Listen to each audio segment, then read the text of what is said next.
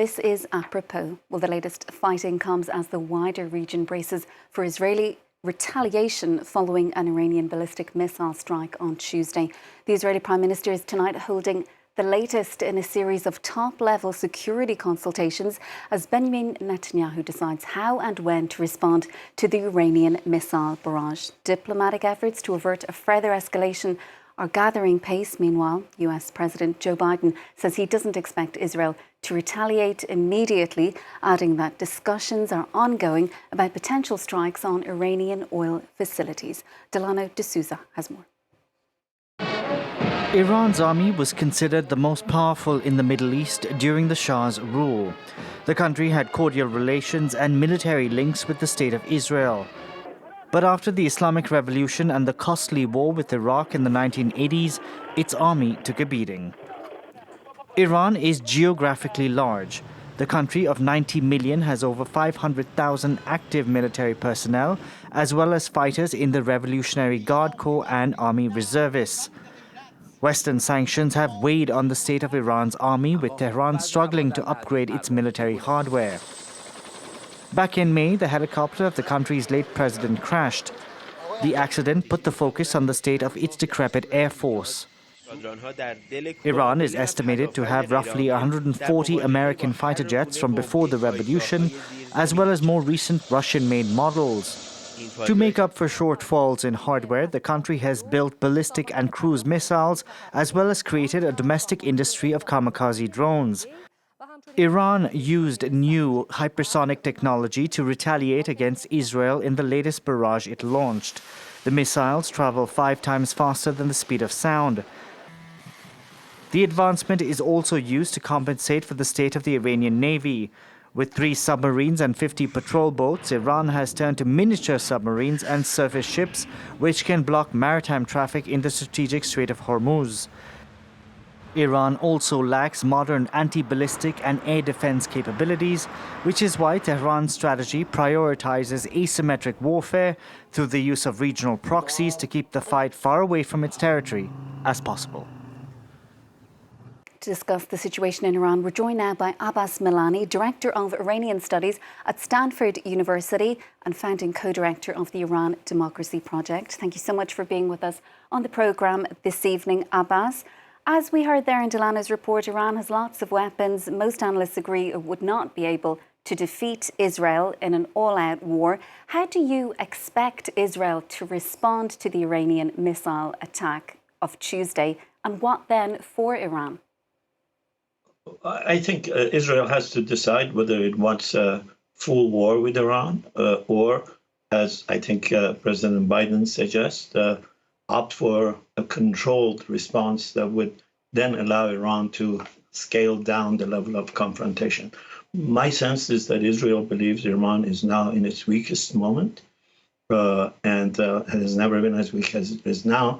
And if they're going to have an out with Iran, and Iran has insisted that they want to eliminate Israel, so it is a war of attrition, as has been so far. This might be for Israel the moment that they decide to attack. That will, I think, radically destabilize the region. Because Iran appears intent on rendering Iran weak enough that it won't be able to continue these kind of attacks on Israel. Is that a realistic objective? Iran's propaganda is more full of bragging than actual ability to deliver.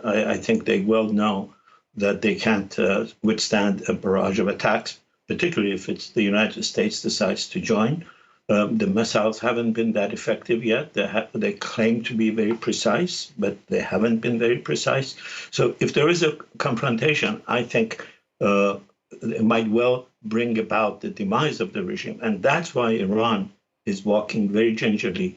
It is trying to respond, but respond in a way so that it can tell its radical fringes, it can tell its allies that it's not weak beyond the ability to respond, but yet not get into a full attack or a full war with the United States and Israel. Yes, and some Israelis, including former prime ministers, have expressed the belief that they believe the Iranian regime might actually fall. People might come out onto the streets in protest. How much support does it enjoy, though, among the ordinary people of Iran?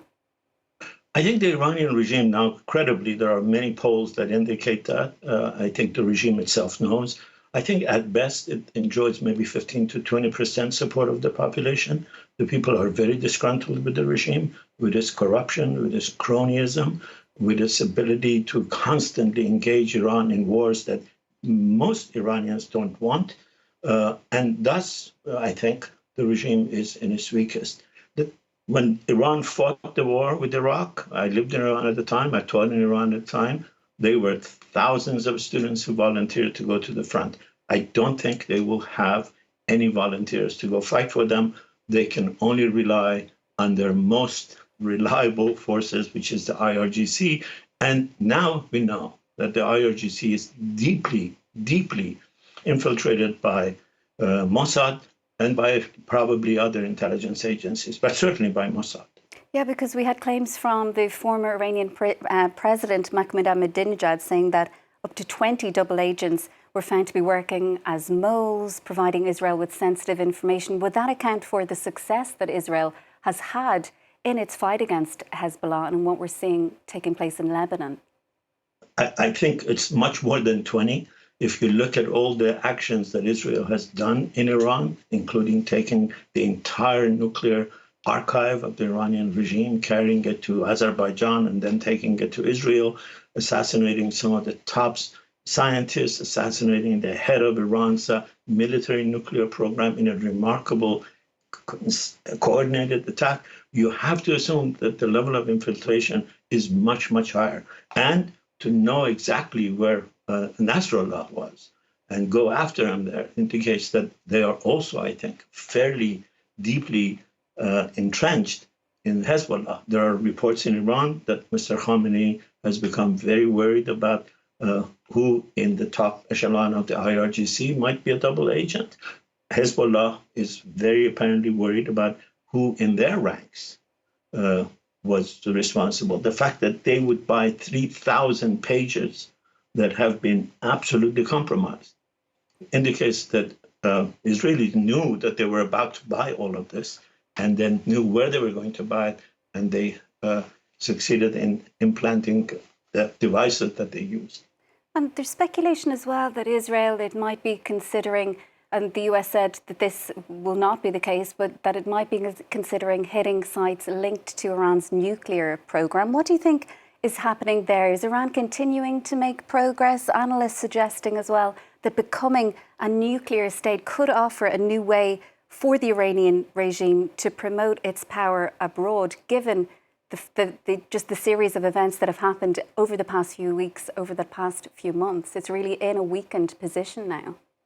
Well, I mean, I think if you read or listen to Iranian officials talk in the last few months, you would know that they have clearly lied all along, saying that the only purpose of the program was peaceful. Anyone who watched the Iranian military program knew that they were hedging. They were clearly working towards having the bomb. And I think most experts agree that Iran can now build a bomb very quickly. I don't think their allies, their sole allies, China and Russia, would want Iran to become a nuclear state because China and Russia are both now very close to Saudi Arabia.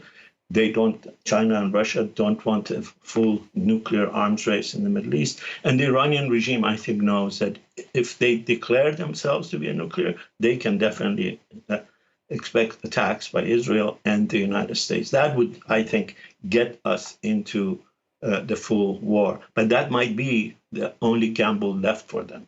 And I think... Sorry for cutting across you. Would you believe then that the American-Israeli alliance, that perhaps is the only thing from stopping Iran from going full steam ahead with its nuclear ambitions? I think that alliance, I think that I would be very surprised if the Chinese are not telling the Iranians not to take that step, or the Russians are not telling them not to go that way, because it would be very difficult for China and Russia to support Iran. All of those factors would, I think, dissipate if the regime, which is keen on survival, sees its own survival at hand and might then take the ultimate risk. I think it's not going to save them if they do it. But that might be the only option left to them. And finally, Abbas, how badly humiliated has Tehran been by all of this, by these Israeli attacks on Hezbollah? Many regional states close to it, they would actually like to see a weakened Iran, even though they may not be saying that publicly. I fully agree with you. I think almost every neighbor Iran has, because at one time or another, Iran has interfered in their affairs or threatened them, didn't mind this. And I think they are embarrassed. And the embarrassment isn't just that they killed Haniya in Iran and they killed Hezbollah. The Israelis have been going at the top leadership of the Iranian IRGC in Syria rather systematically. They've gone against some of the top IRGC in Iran rather systematically, and Iran hasn't been able to stop it. Thank you so much for your time on the programme, Abbas. We'll have to leave it there for now.